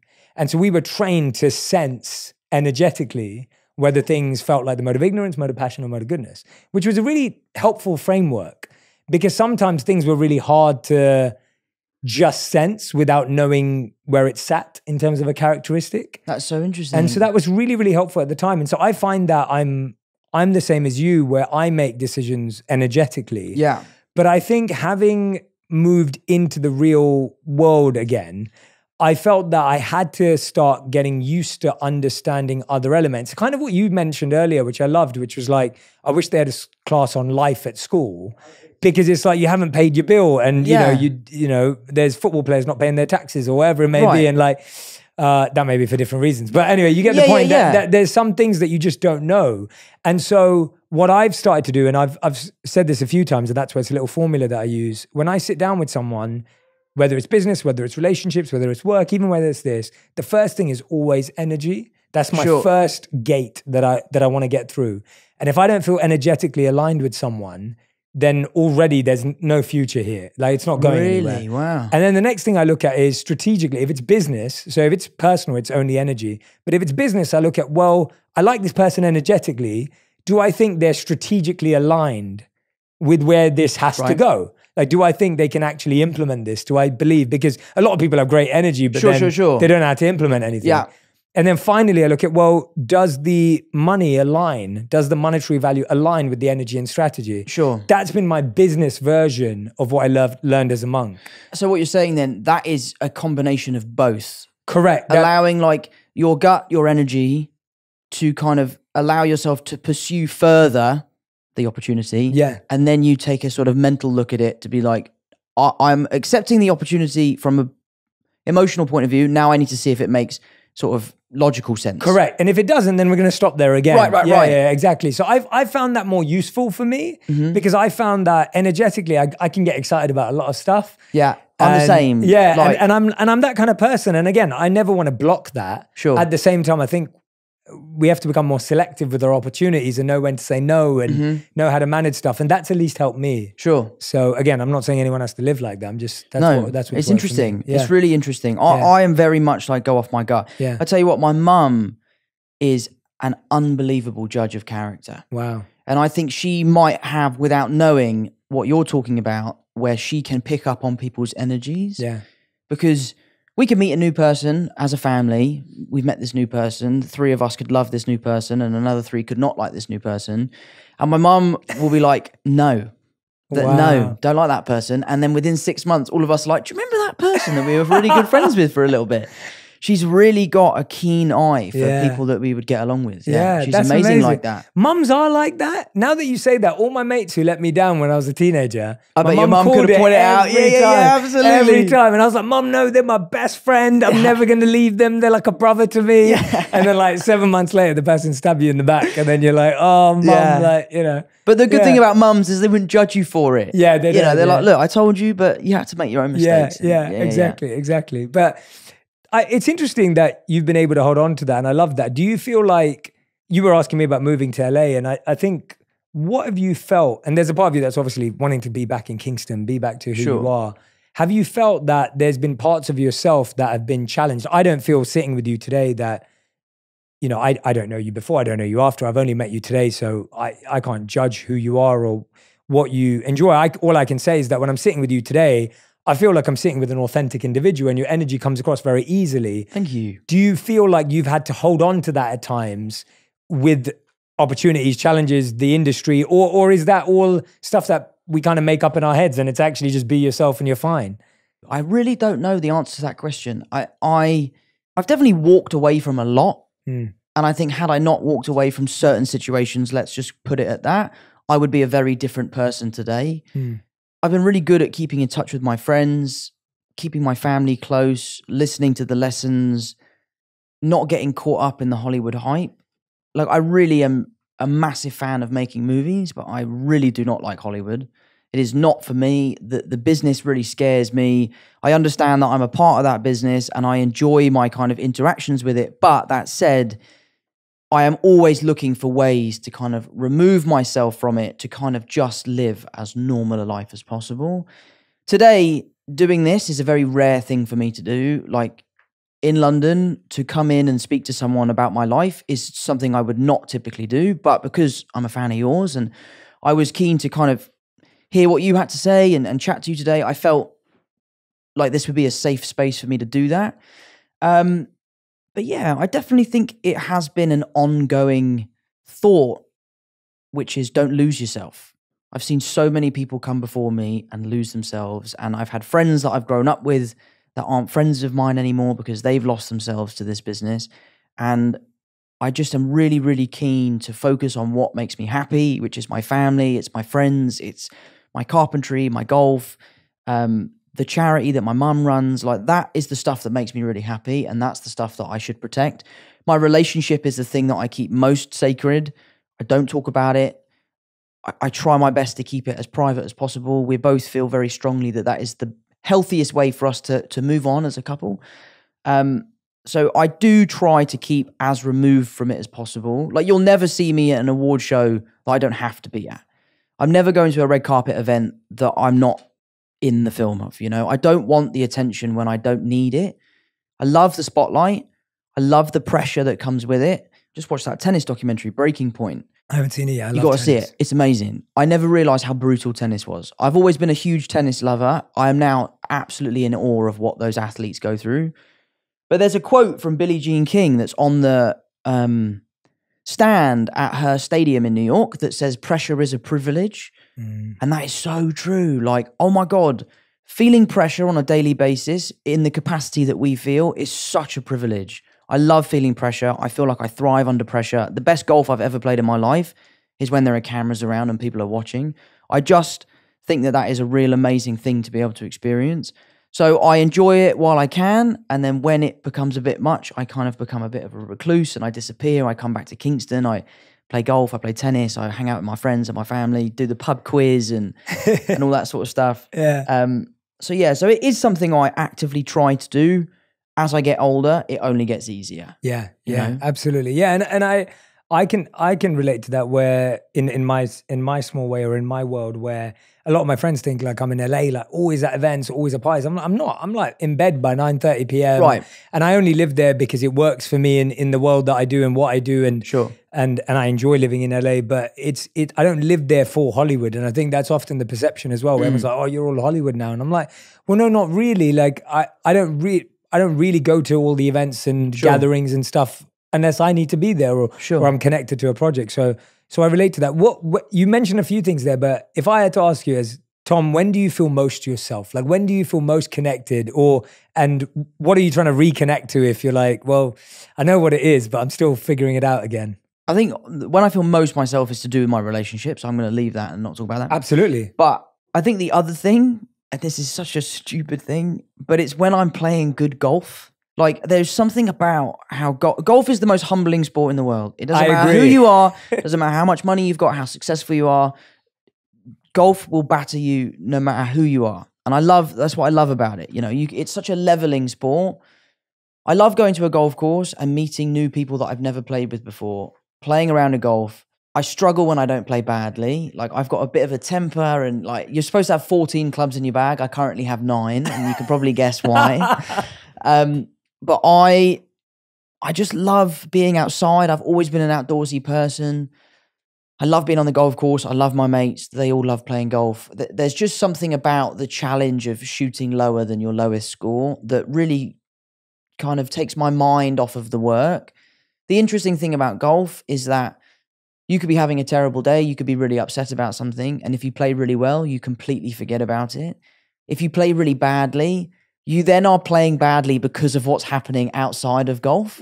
It's like a really weird kind of catch-22, I guess. Yeah.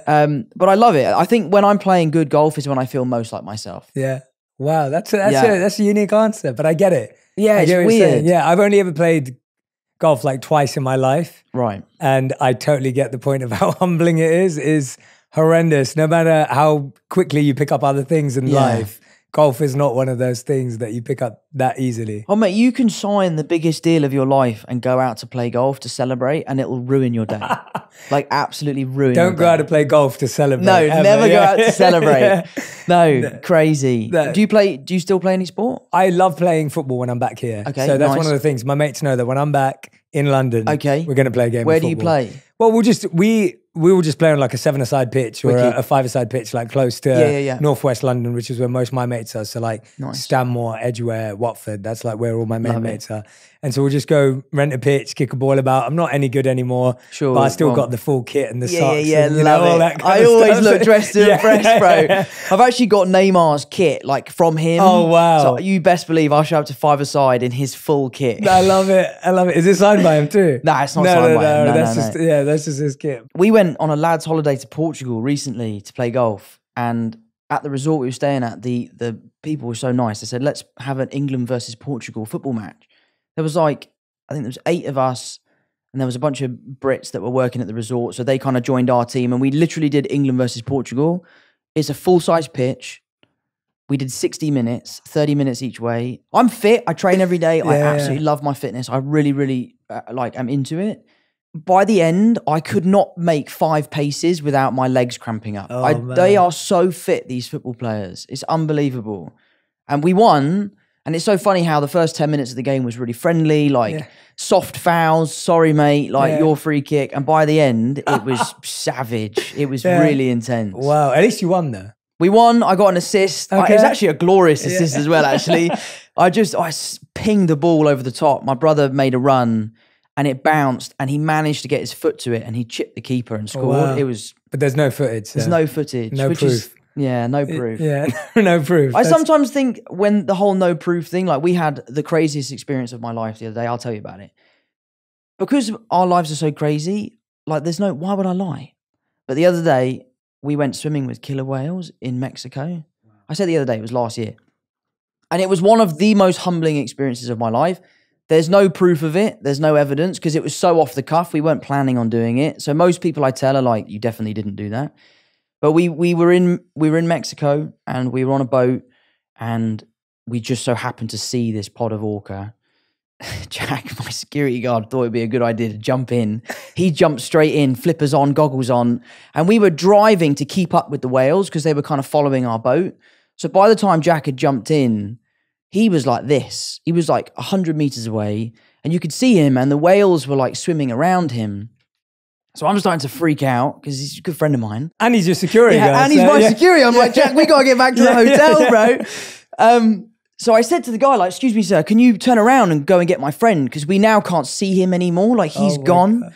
We found him. We got him back in the boat. And he sort of said, like, lads, you have to get in. It's unlike anything you've ever seen before. My brother Harry's like Googling whether or not it's safe to swim with them. And it's sort of, the general consensus online is don't go swimming with killer whales. You can. There's never been a recorded attack in the wild. But they are wild animals. There's no one They're to also report. as big as a bus. And also, Jack's giving it like, don't worry, Tom, I'll be there. I'll look after you. I'm like, Jack, what are you going to do, bro? Like, what's this whale decides to eat me? So anyway, we put the flippers on, put the goggles on. We find the whales. They're sort of interacting with the back of the boat. They're clearly curious. And I just thought like, I guess it goes back to what you're saying, the mode of ignorance.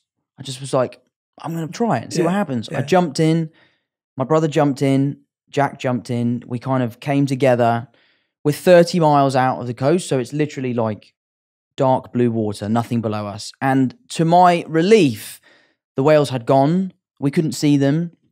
So I'm sort of thinking, oh, well, that's actually a bit of a touch. At least I can say I jumped in and they have gone. But then Jack said, look down. And we looked down and it came from beneath us. And what has been such an interesting experience for me was as soon as I saw the whale, I wasn't scared anymore because I could just tell that it wasn't going to eat me. I don't know how to explain it, but you could just see from its body language. I remember it so vividly. It swam up to us. It was maybe 10 meters below us, and it was kind of motionlessly sort of just looking at us. And then it kind of rolled on its back. It did this weird thing where it kind of put its head like this, and you could see its eye. Like we were having this crazy like moment, and then it just swam off and it was gone.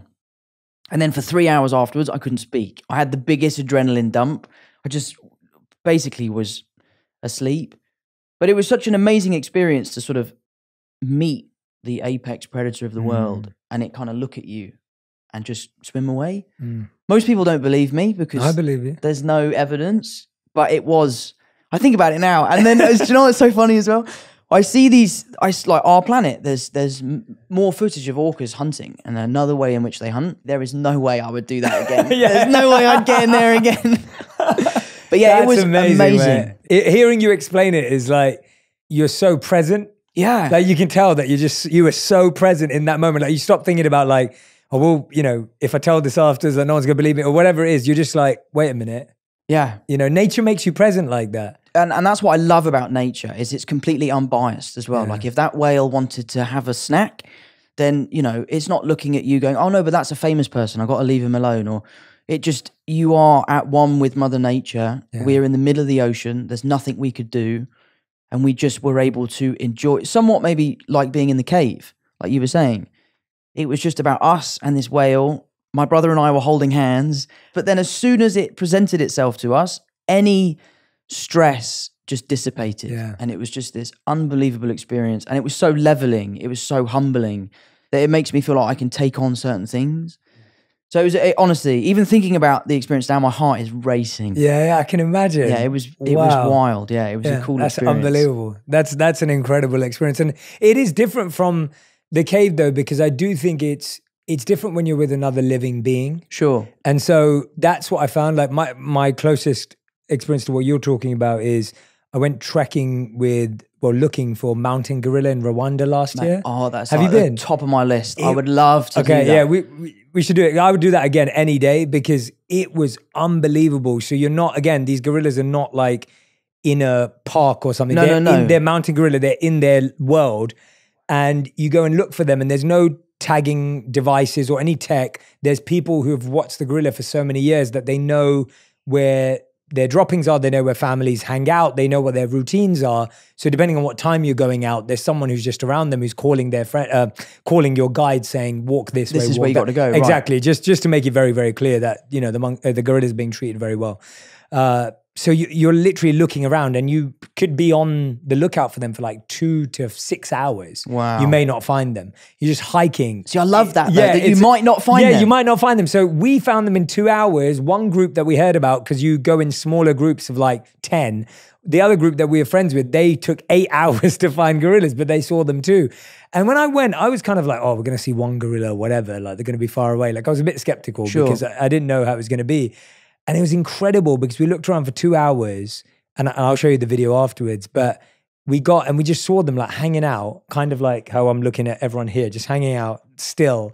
And then all of a sudden they all started walking together, and there was a family of 20 gorillas. Wow. And so you've got 2 silverbacks that are like, they're like, their fists are like, like just huge. Slap you and you're gone. Yeah, exactly. And it was really interesting because the guides who were there with us, they said to us that when you go close to them, kind of like, and this is why I remembered it and why I'm telling you, it's because when you were talking about the way the whale looked at you, and it was kind of like, you knew it wasn't going to eat you. Yeah. And so they were saying that when you get close to these gorillas, the only thing you can't do is you can't touch their kids and you can't touch them.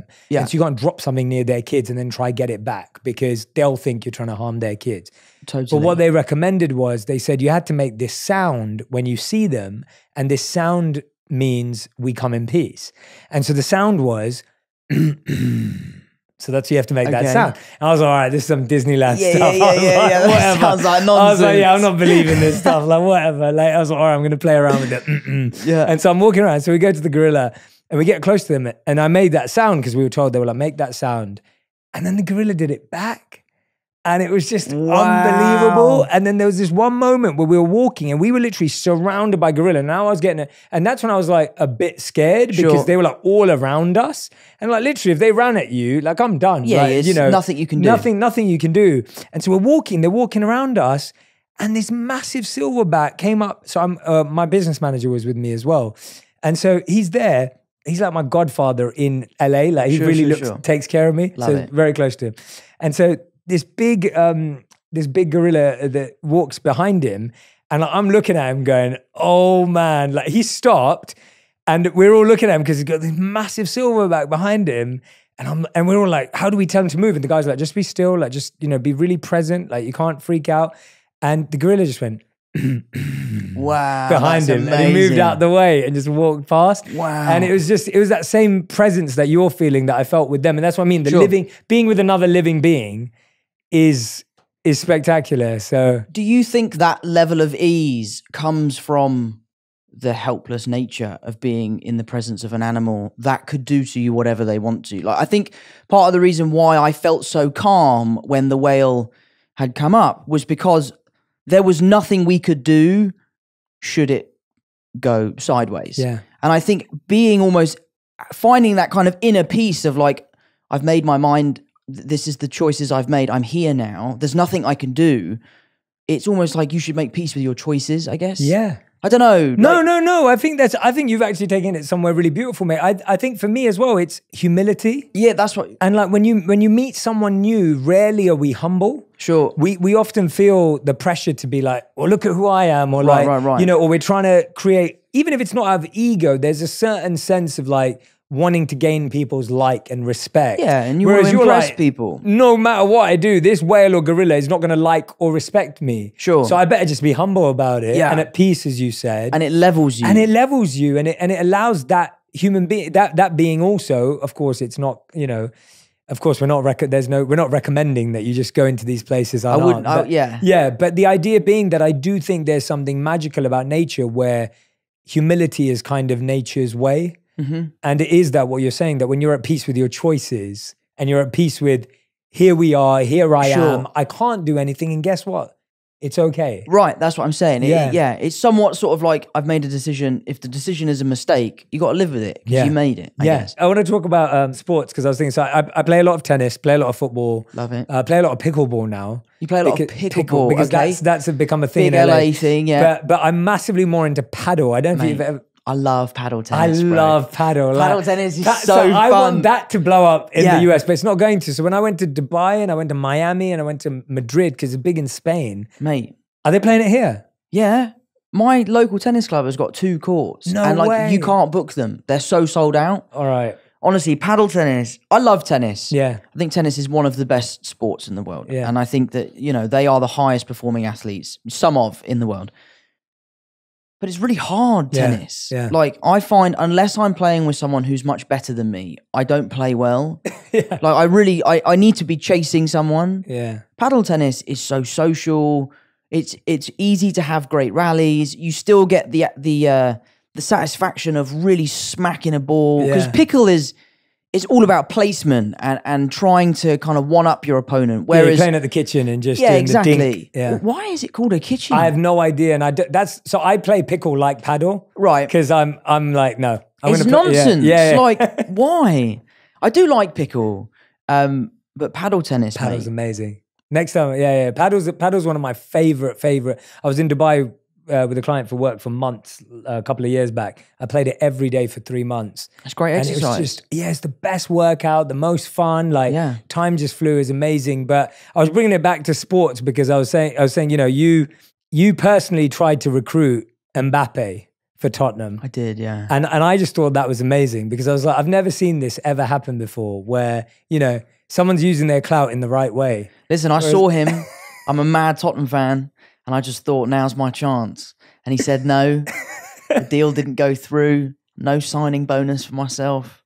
That was a crazy trip, that going to the Ballon d'Or. Yeah. We were there for Spider-Man. Spider-Man was coming out. I'm not really sure how that was promo for Spider-Man, but like, it was part of our trip for some reason. But it was amazing meeting these players, and I admire them so much. It's incredible when you can notice other athletes and other greatness. And I see that at the top. We've talked a lot today about, and you're really good at this. Like, I feel like you're quite tuned into like admiring and observing greatness and like the 1% and trying to figure out what they're doing differently. And I think that's one of the things I've definitely seen of the 1% is that there's a humility in that they have the ability to appreciate other people's greatness and skills and values and purpose. Like, they're not looking at it going, I'm the best of all time. Sure. There's a part of that. They may have to say that for the cameras, or they may have to say that before they go on the pitch. But actually, if you talk to them and you ask them about someone else, they'll be like, yeah, best player I've ever seen. Like, they're incredible. And so who did you admire growing up in acting? Who do you admire today? Like, who have been the people that, and maybe on a mindset level, or maybe on or a performance level as well? There are definitely performances of people that I look up to. There are the types of careers of certain actors that I really admire. There are also like the types of lives that certain people lead that I really admire and that I really aspire to sort of be like. I tend to let all of my admiration go towards athletes. I'm just so blown away by what they can do under the pressure that they're under. Me as an actor, I realize that my job is a high pressure job because it reaches millions of people. But that said, there are so many people that help me get to where I need to be. I get picked up, someone makes me breakfast, someone writes the words that I'm supposed to say, someone chooses my costume, someone does my hair and makeup, someone sets the camera up. Ultimately, I walk onto set and I do my bit, but I'm a small part in a massive machine. But when you look at someone like Djokovic or Federer or, this new Alcaraz, or the golfers or Lewis is slightly different because Formula One is so much about the team and the car and all that sort of stuff. They have to do it themselves at a certain point. There's only so much help they can get. But then when they walk onto that court for the first time, when they walk into the ring or into the octagon, it's them by themselves. They're under that amount of pressure. It's up to them whether they deliver or not. And I just have always been admiring of seeing some of the greats lose their win streak and come back even stronger. I've always really been an admirer of people that are able to do that. I think it's a folly when you see these win streaks of 50-0 and all that sort of stuff. And you're like, well, that to me isn't what a champion is. A champion is someone who had it all, lost it all, and got it right back again. Tyson Fury's story is a crazy one. I'd love to see AJ come back and be on top again, because I'd love to be alive to witness that legacy that he would leave behind, I feel sorry for him, what happened to him when he sort of seemed to really lose it a little bit in the ring when he took the microphone. And I'd love to see him back on top and to have some clarity and to be a champion again, because I admire him as an athlete. So I save most of my admiration for athletes and musicians. I love musicians.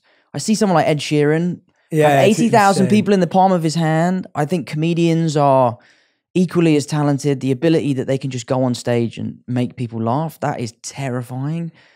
Actors, for me, because it's what I do, it's like, meh, you know? I get what you're saying. And at the end of the day, it's just, it's taking what you can from what you aspire for, right? Like you can take something from all these people. Right. And what I love about it, some of these people, you know, some of these people you don't, but I always say to people who are listening and watching that you can be mentored by people you've never met. You're right, totally. And I think that's a really important skill to gain, because I think we live in a world right now where somewhat access has become easier, and we always think we need access to people directly in order to learn from them, but you don't know everyone you've just mentioned, even though you may know a couple of them closely.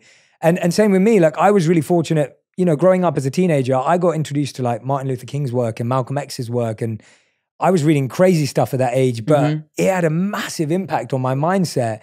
I never met all those people, and obviously would never have got the opportunity to do that, but I feel mentored by them without ever having sat in the same room as them, because you study like how they made decisions, and you study what they said and what they wrote, what they stood for, and how, and the parts that you don't hear through history, the parts that were actually more difficult, and of course, the parts where they weren't the perfect hero. Right. And so all of that kind of stuff. But Tom, before we go to the final five, you've been so gracious with your time today. I have to ask you if you want to clarify the Harry Kane situation, because, and I'll tell you what, the reason why I say this is I had the dream. So I'm a Manchester United supporter. Everyone on my community knows that very well. Right. I have always had the dream that Harry Kane, when Wayne Rooney retired, Harry Kane was going to come to Manchester United. Okay. And he was going to follow in the footsteps of all the great England forwards that have played at Manchester United.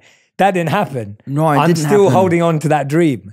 But you want him to go somewhere else. Well, listen, let me just clarify, right? I love Harry Kane. I love Heung-min Son. Heung-min Son is my favourite football player. He is a hero. I love Tottenham. I'm a big Tottenham fan. But I know that those players could thrive and have the best careers ever somewhere else. I just want to see Harry lifting a trophy, and I want to see Son there by him, and I just don't think you're rooting for the individual. Yeah. I'll always be a Tottenham fan. I love being a Spurs fan. My brother Harry and I, we've really bonded over it. But I just, Harry Kane's one of the best strikers in the world. He would fit into almost any team, and I'd love to see him on top. Yeah. And interesting question. Do you think he would have had a similar season to Haaland had he gone to City? Ooh, that's I personally think, because I think Haaland's amazing. I think Haaland, with his age, his strength, and his mentality. You know what's crazy about Haaland is, I saw this interview, and obviously it hurts me to say it, but City and all, but when Haaland did this interview, he just scored like, can't remember which game it was. He's unbelievable. He scored like 5 goals that game, and he was like, I should have had 7. And the interview was like, come on though, take some credit. Like, you scored 5 goals. And he was like, yeah, I'm happy with that. But he goes, there were a couple of assists that should have gone in. And I thought that mentality, that's a winner's mindset. That's a winner's mindset. I was like, he knew exactly which opportunities he missed. And I was like, so I think it's an age thing. I think it's a strength thing. I feel like Haaland's kind of like, I've always compared Haaland to like Ivan Drago. Like, he was made in a lab. Right. Like, he was made, like he was manufactured to be this incredible talent. He is incredible. And I think City's good with like, he admits, like, he scores a lot of tap-ins, and I think that's his game. Yeah, but mate, there's no pictures on a scorecard, No, in a good way. Totally. I'm saying like, he's been built in that way, and City play that way. I don't know if Kane's a tapping guy. Like, his goals have generally been a bit more diverse in that sense. Magic. Like, Magic is the way I would describe Kane. Yeah. No, I love him. And obviously it's a typical thing of like, the press are out saying, oh, Tom Holland's begging Kane to leave. I'm not begging him to leave. I love that he's at our club, because I'd be terrified to see where we'd be without him. But I just love to see him have the career I know he could have. Yeah. What do you think of Jude Bellingham to Madrid?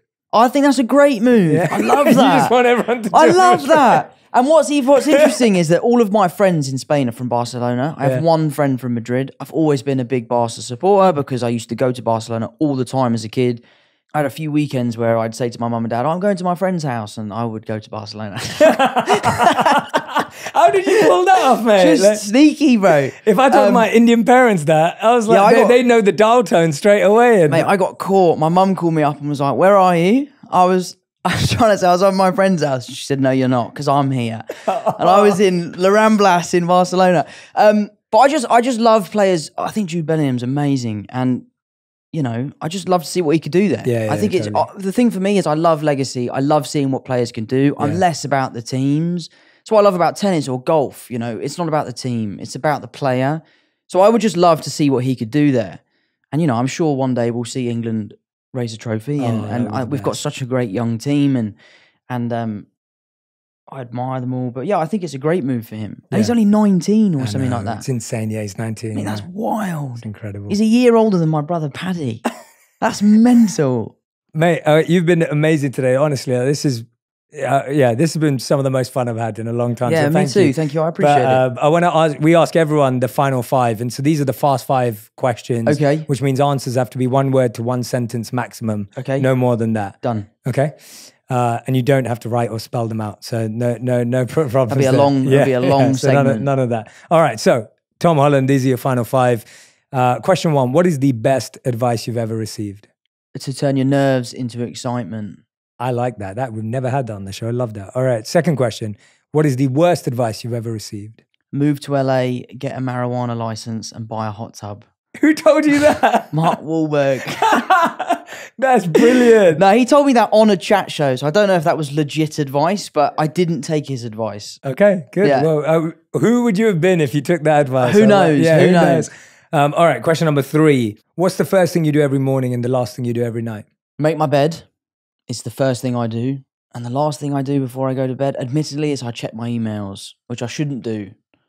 But that is what I do. Yeah, it's bad. Yeah, we asked that just to make you aware of what you need to change. I do need to change that. Making my bed is a good start. I used to never do that. And now, like, my first thing I do is I make my bed. That's like my first challenge of the day. It's an easy one to get done. Question 4, what's something you're trying to learn at the moment? I'm currently taking golf lessons. And we see a trend here. it's not going very well. Where are you at the moment? Thing is with golf is that the golf swing is a very, very particular thing. So in order to get better, you do have to take quite a few steps backwards. I've taken maybe 25 steps backwards, but I will benefit from it eventually. Are you doing it every day? Every day. Not lessons every day, but I practice every day. I've always said that to my wife. I was like, I want to go away for a month and I want to get a trader. I'm going to play golf every single day. Oh, mate, I know a great teacher. That's the only way. So one of my clients took me to PXG in Arizona, which is like this beautiful place, Bob Parsons' place. And I had a coach there for 2 days and I was like half decent after 2 days because the coach was so good. Yeah, mate. And when I got back to LA, I tried to get a coach and I couldn't find a good one. And then I had a coach that literally, he came highly recommended, but it didn't work out for me. He didn't let me take like 0.7 of a swing before he gave me feedback. And I was like, I just need to hit a few. Like I need to kind of just, and it was like every time I was about to hit the ball, I'd be like, nope. Sure. And I was like, I just need to kind of like get a feel for it. And so the guy I go to is a guy called James Heath. Okay. And he does most of his teachings off of feel.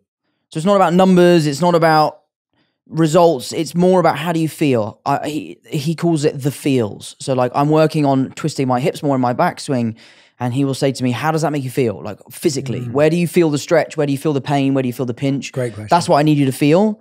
And I, coming from a dancer's background, that's a really great way for me to learn because everything in dancing is about feel. Yeah. So if you need a great teacher in London, James Heath is your guy. Mate. Thank you. Shout out James Heath. Yeah, shout out James Heath. 5th and final question. If you could create one law that everyone else in the world had to follow, what would it be? I don't know. I don't know what one law would solve the most amount of problems. What would you say? Curious. I'd probably go to something you said earlier. If I'm giving a genuine answer, real answer, is I really wish there was a life school.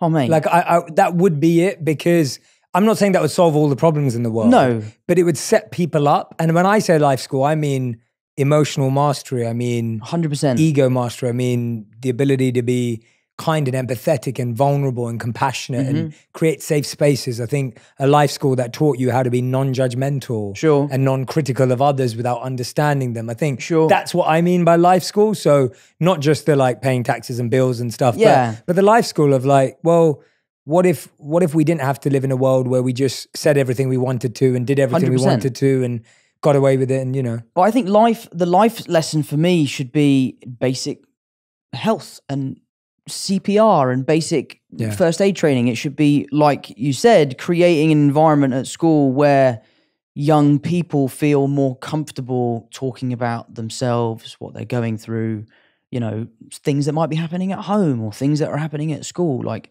I think that would be an amazing way for us to be more expressive and more comfortable expressing. And again, like, I know I keep going back to it, but it's about what my show is about, which is you should feel empowered when asking for help. It should be something that you're proud of. Like, you're recognizing that you have an issue. It might be an internal issue. It might be an external issue, but you are seeking help, which I think is very admirable. Yeah, absolutely. Yeah. I do encourage and recommend everyone go watch The Crowded Room. I personally am loving it with my wife, honestly. Like, I barely watch TV shows, if I'm completely honest. And it's because I like something that makes me think and reflect and, you know, and entertain me at the same time. Sure, great. And I think it does a brilliant job of doing all three. Like, it's gripping. I'm like trying to figure out what's going on next. Nice. At the same time, I'm like, it's amazing watching you being able to be this very different character to what we know you as. Sure. And that's really impressive. So even even on a performance level, I'm like, I'm forgetting that you are Spider-Man. Nice. Right? Like, and that's how I watch movies, where I'm like, can I forget who this person is? Or are they playing a caricature of themselves, obviously? Sure. And with you, I'm like, I don't even think it's you. Right. Like, right now I'm talking to you and I've been watching the show, I'm like, oh, it's not even the same person. Sure. And that is really impressive on a performance standpoint. So, well, thank you so much. You're the best. I really so appreciate it. You've been it. an honor. Yeah. Thank you. Mate. Thank you. If you love this episode, you'll love my interview with Kobe Bryant on how to be strategic and obsessive to find your purpose. Our children have become less imaginative about how to problem solve, and parents and coaches have become more directive in trying to tell them how to behave versus teaching them how to behave.